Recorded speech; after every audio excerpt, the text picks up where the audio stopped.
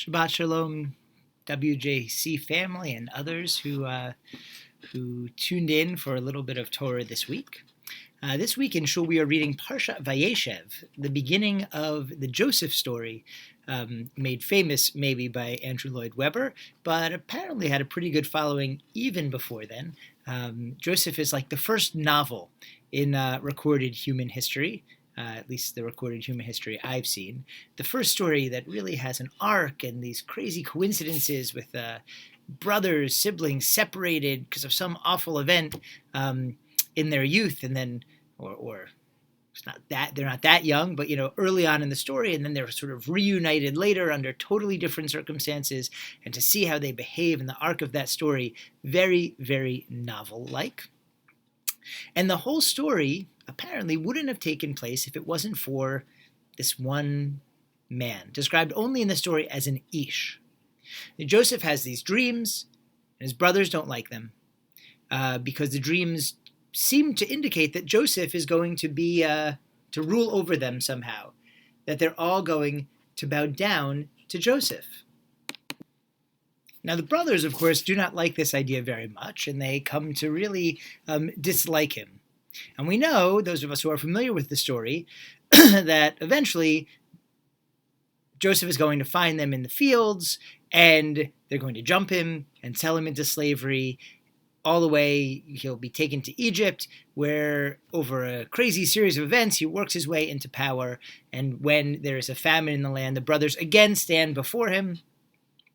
After some trickery, in a couple of weeks, he'll save them, and Jacob and all his sons will settle in Egypt, setting up the Exodus story later on.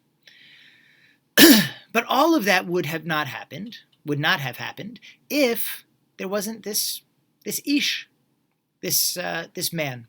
What happens? Jacob says to Joseph, "Go out to the fields where your brothers are and check on them for me. Check after their welfare." And Joseph goes where they're supposed to be in Shechem, and they're not there. They've left and gone to Dotan. So he's wandering around the fields trying to fulfill his father's wishes, and he comes across this man who says, "Oh, what are you looking for?"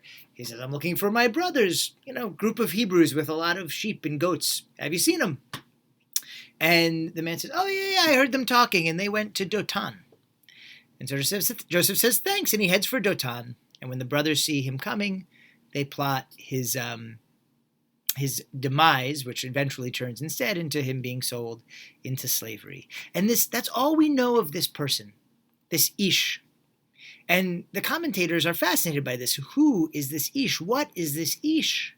And so Rashi, the great Torah commentator, says this Ish is Gabriel, the archangel Gabriel, perhaps strongest of God's servants, showing how important it is that Joseph gets to Dotan, that the story unfolds, or that ultimately it is necessary. There is a divine hand in everything that's about to happen, and so Rashi is indicating the importance of the story. But I wanted to focus in today on a different commentary, that of Nachmanides, known as the Ramban. And the Ramban says, we are further being informed that man's plans may prove false, but God's decrees always come to pass. The Holy provided an unwitting guide to deliver Joseph into the brothers' hands.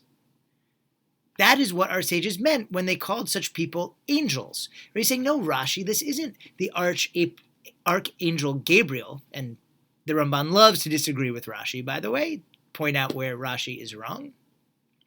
No, this isn't actually angels. These are people. It's just an Ish, but we call him a malach, a messenger from God. They're saying that it's no coincidence. Many designs are in a man's mind, but it is the Lord's plan that is accomplished. Right? It's saying that we, you and me, people all the time, are part of something bigger going on, and we may not even know it.